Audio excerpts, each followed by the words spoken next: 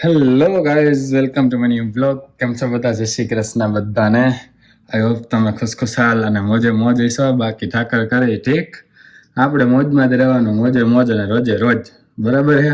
જોઈ જ રહ્યા છો તમે, ડેઈલી મોજમાં જ રહેવાનું. બરાબર. વાગ્યા હે 3:19, એટલે 3:15 જેવું થયું હે. આપણે થોડું ઘણું બપોરા કરીએ અને પછી નીકળી જઈએ શિફ્ટ ઉપર.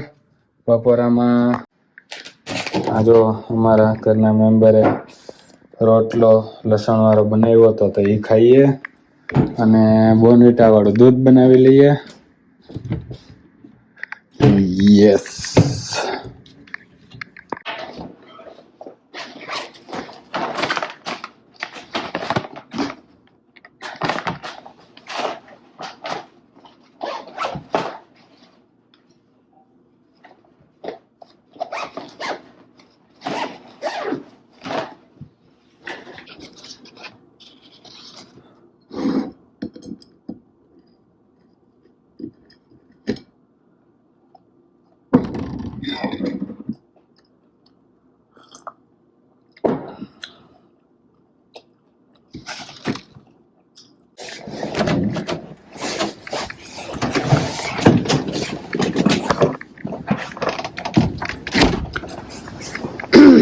હા ગાઈઝ,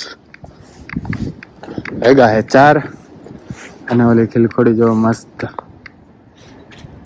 હમણાં ઉપર ચડવા માટે તૈયાર છે. નહીં ચડવું? વાંધો નહીં. અને આપણે જઈ રહ્યા છીએ રેસ્ટોરન્ટ જોબ પર. આજે ઠંડી કાલ જેવી નથી, કાલે બહુ ખતરનાક હતી, પવન બી બહુ વધારે હતો. આજે નહીં એટલી બધી. ગઈકાલે -12 હતી, -12 ડિગ્રી, ને આજે ફીલ્સ લાઈક -6 ડિગ્રી છે. હજી એક વસ્તુ કહેવી હતી તમને કે હું હે ને રાતે કપડાં નાખ્યા હતા મેં ધોવામાં, અને પછી ટાઈમ હતો મારી પાસે, એવું નથી કે હું હોઈ ગયો તો કપડાં નાખીને, પણ હે ને ધોવામાં નાખ્યા હતા ને પછી ડ્રાયરમાં નાખતા ભૂલી ગયો રાતે. એમ તો લેટ હતો તો હું બહુ મોડો હતો તો 4 સાડા 4 હતો તો હું.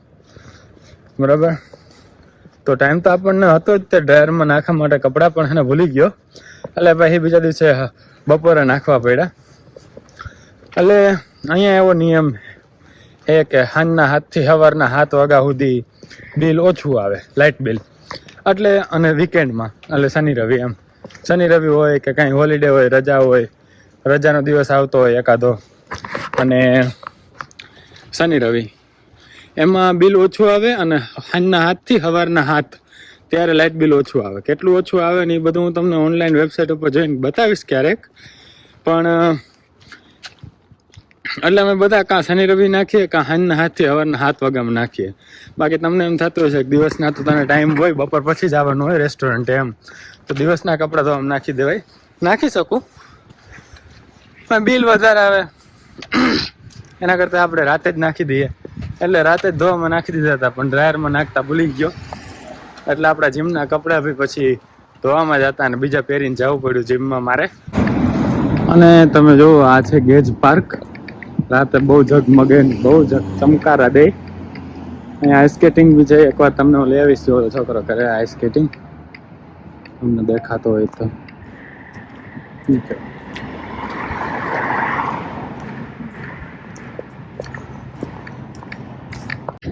ક્યારેક ટાઈમ મળશે, આ ગુરુવારે આપણે રજા છે રેસ્ટોરન્ટમાંથી, બરાબર, તો ટાઈમ મળશે તો અહીંયા આવશું. આખો વ્લોગ ગેજ પાર્ક તમને બતાવશું. બહુ મસ્ત છે. અમે તો કોઈ દી બેસવા આવ્યા નથી, કેમ કે બાજુમાં હોય એને કદર ના હોય એના જેવું છે. જુનાગઢ વાળા ગિરનાર ચડવા ના જાય બહુ, જેટલા બહારથી આવીને ચડતા હોય એના જેવું છે આ. તો અમે તો હજી 2 કે 3 વર્ષ થયા અમને અહીંયા રહેતા. હજી એકે વાર અમે લોકો આવ્યા નથી એમ ભેગા થઈને ગેજ પાર્કે બેસવા કે આઈસ સ્કેટિંગ કરવા કે એમ. બાજુમાં જ છે તોય, અને હું તો કહું એટલે જ બાજુમાં છે એટલે જ. બાકી દૂર દૂરથી તો બાકી બધા બહુ બધા આવતા હોય છે, અને ફ્રીમાં જ છે આઈસ સ્કેટિંગ એમ. પણ આઈસ સ્કેટ્સ પોતાના લઈ આવવાના. તો આ ગુરુવારે ટાઈમ હશે આપણે, બરાબર, સમય સંજોગો સાથ દેશે તો તમને હું લઈ આવીશ અહીંયા ગેજ પાર્ક બતાવવા, અને હું બી જોઈશ આખો. હા, અને ક્રિસમસ પતી ગયું, ન્યૂ યર પતી ગયું બરાબર. એટલે જો અહીંયા હે ને હું હર વખતે આવતો ને તે આ ઘરે ડેકોરેશન રાખેલું હતું બહુ મસ્ત, પણ એ બી હવે નીકળી ગયું છે. તો ધીમે ધીમે બધા કરે છે, ધીમે ધીમે લોકો કાઢી લેશે લાઇટિંગ ને ડેકોરેશન ને બધું, અને પાછી રેગ્યુલર જિંદગી એ લોકોની ચાલુ થઈ જાય. એટલે ભગવાને આ મસ્ત તહેવાર બનાવ્યા છે, અલગ અલગ ઋતુ બનાવી છે કે માણસને કંટાળો ના આવે, જિંદગીમાં જીવવાની મજા આવે. તહેવાર એક જાય તો બીજો તહેવાર આવે, શિસ્તેદારો મળે. અહીંયા તો જો કે એટલું બધું ના હોય, પણ તોય અમે ભાઈબંધ દોસ્તાર ગેટ ટુગેધર કરતા જોઈએ. અને આપણું ગ્રુપ બહુ મોટું છે ગુજરાતીનું અહીંયા, અને બીજા બી ભાઈબંધો છે આપણે, એવું નથી ખાલી ગુજરાતી જ છે, પણ ગુજરાતીનું ગ્રુપ બહુ મોટું છે. બહુ મજા આવે બધા ભેગા થઈને અમે કંઈક ફરવા જાય કે તહેવાર ભેગો મનાવતા હોય. કે હમણાં બર્થડે મનાવ્યો, તમે જોયો બ્લોગ જોયો જ હશે, ના જોયો હોય તો અહીંયા આઈ બટનમાં આપી દઈશ, ત્યાં જઈને જોઈ લેજો તમે. આમ બધા ભેગા થાય ને આમ બધા લોકો હોય તો મજા આવે, બાકી એકલપણું વધી જાય. તો બસ આ લોકોને એમ જ હતું, હમણાં તહેવાર ગયો બરાબર, લોકો ભેગા થઈને બસ પાર્ટીઓ લોકોની તો તમને ખબર જ છે પાર્ટીઓ કેવી હોય. પણ આપણે ઇન્ડિયામાં ભેગા થઈએ એટલે કંઈક પાર્ટી અલગ ટાઈપની હોય ને અહીંયા અલગ ટાઈપની હોય. જો કે પણ માણસો ભેગા થવા જોઈએ, એકબીજાની સુખ દુઃખની વાતો ને મોજ મસ્તીને ડેકારો બસ થવો જોઈએ. અમારા બેચલર્સને તો બીજું શું હોય, આમાં જ મોજ હોય.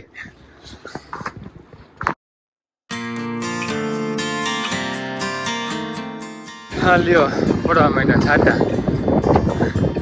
કાંઈ નક્કી નહીં હોતું, કઈ શું થઈ જાય ને યાર.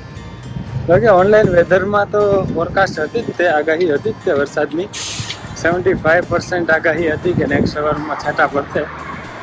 બસ આપણે હવે રેસ્ટોરન્ટ પહોંચવા જ આવ્યા, 10 મિનિટમાં પહોંચી જઈશું, એટલે આપણને નહીં નડે જરાય. બાકી આવી ઠંડીમાં વરસાદમાં ના પલળાય. તો પહોંચીએ રેસ્ટોરન્ટે અને મળું તમને સાંજે શિફ્ટ પતાવીને.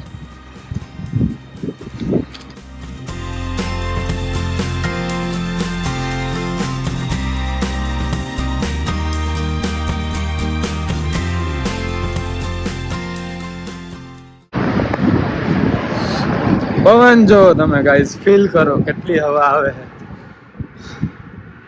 અવાજ આવતો જઈશે તમને. અને બહુ ટાઈમ પછી શું ઇન્ડિયાથી આવ્યો ને ભાઈ, પહેલી વાર હું રેસ્ટોરન્ટથી ઘરે ગાડીમાં નહીં જતો, હાલીને જાઉં. જોકે વાગ્યા છે 9:30 જ તે, અને રેસ્ટોરન્ટ બંધ થાય 11 વાગે, પણ કાંઈ કસ્ટમર જ નહીં. પછી કંટાળો આવે, આમ ઘૂંટણ જેવું થાય. અને માણસો વધી ગયા હતા, એટલે ધંધાનું મારે જ જોવાનું હોય, કેમ કે હું જ મેનેજર હું. કલાકો પછી વધી ના જ આવી જાય, કાંઈ બિઝનેસ કાંઈ હોય નહીં. અને એમ્પ્લોયનું બિલ મોટું આવે દિવસના છેડે, એટલે એપ્લિકેશનમાં સિસ્ટમમાં બધું બતાવે કે આટલો સેલ થયો આજે, આટલા રૂપિયાનું વેચાણ થયું, અને આટલા જણાએ કામ કર્યું ને આટલો પગાર થશે આજનો. એ બધું ડેટા સાંજે બતાવી દે રેસ્ટોરન્ટ ક્લોઝ થાય એટલે. એ બધું સાહેબ જોતા જ હોય. એટલે હમણાં પાછો આવી ગયો શિયાળો, આ ક્રિસમસ વીક અને ન્યૂ યરનું પહેલું વીક જતું રહીને પછી બિઝી ના હોય જરાય રેસ્ટોરન્ટ. એટલે બાકી બધા નહીં કલાકો ખાવ એટલે ઓછા કરી નાખ્યા. તો જેના કલાક વધારે થતા હોય એ તો પહેલાં જાણતા હોય, એને પહેલાં મોકલી દઉં. આજે મને જ કંટાળો આવતો, હું જ નીકળી ગયો ઘરે જાઉં. બાકી 11 વાગ્યા સુધી રોકાણું હોય તો હજી એકાદી ગાડીવાળો હોત અને મૂકતો જાય. એમ ઓમ છે કાંઈ અરમાની આવે ભૌતિકને લેવો તો એ મૂકતો જાય, એવું બધું હાલતું રહેતું હોય. આપણે પહેલી વાર ઘરે હાલીને જઈએ છીએ, બાકી રેસ્ટોરન્ટ તો હાલીને ચાલો ગયા છીએ આપણે, તમે જોયું જ છે બ્લોગમાં ઘણી વાર. પણ ઘરે આપણે રેસ્ટોરન્ટથી ઘરે પહેલી વાર હાલીને ગયા છીએ. પહોંચીએ ઘરે.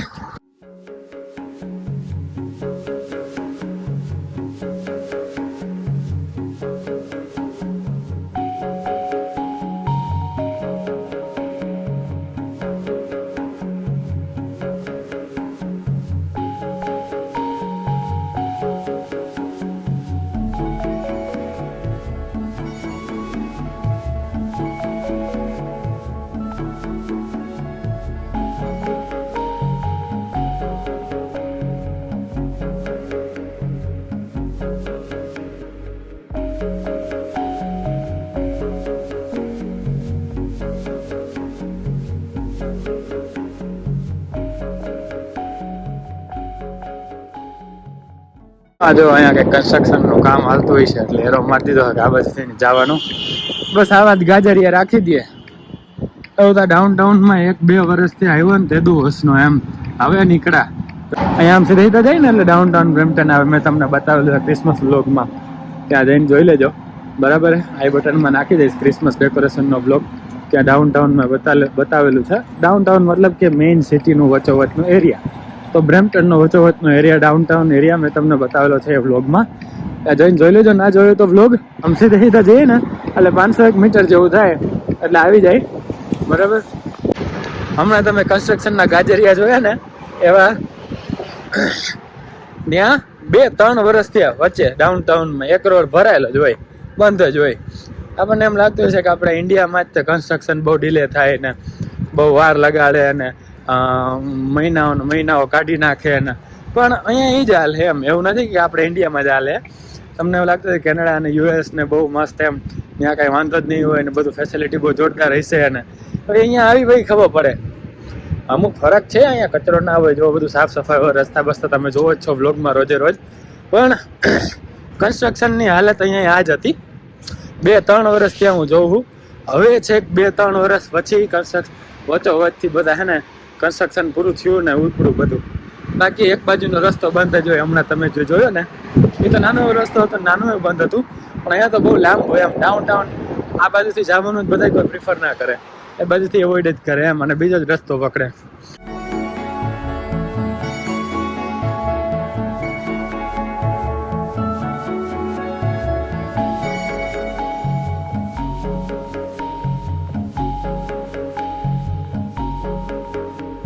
પહોંચી ગયા આપણે ઘરે. આ જો અહીંયા હાલે જ છે ભાઈ ખાવાનું. તારક મહેતા હારે ગોળ દીવલો હે ને. પેલા હે ને આપણે ડસ્ટબિન બહાર મૂકતા આવીએ.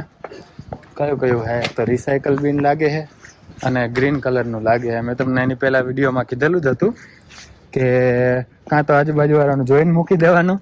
જો બ્લુ ઢાંકણા વાળું આ દેખાય, તમને નહીં દેખાતું હોય પણ મને દેખાય અહીંયા. બરાબર, કયું છે? આ રહ્યું. આ ડસ્ટબિન છે બ્લુ ઢાંકણા વાળું, એટલે એ રિસાયકલ વાળું હોય. અને આ બાજુ આ એક ભાઈએ ગ્રીન કલરનું રાખ્યું છે. જો અહીંયા તમને આમ કલર બલર નહીં દેખાતો હોય પણ એ ગ્રીન કલરનું છે અને એક રિસાયકલ બિન વાળું છે.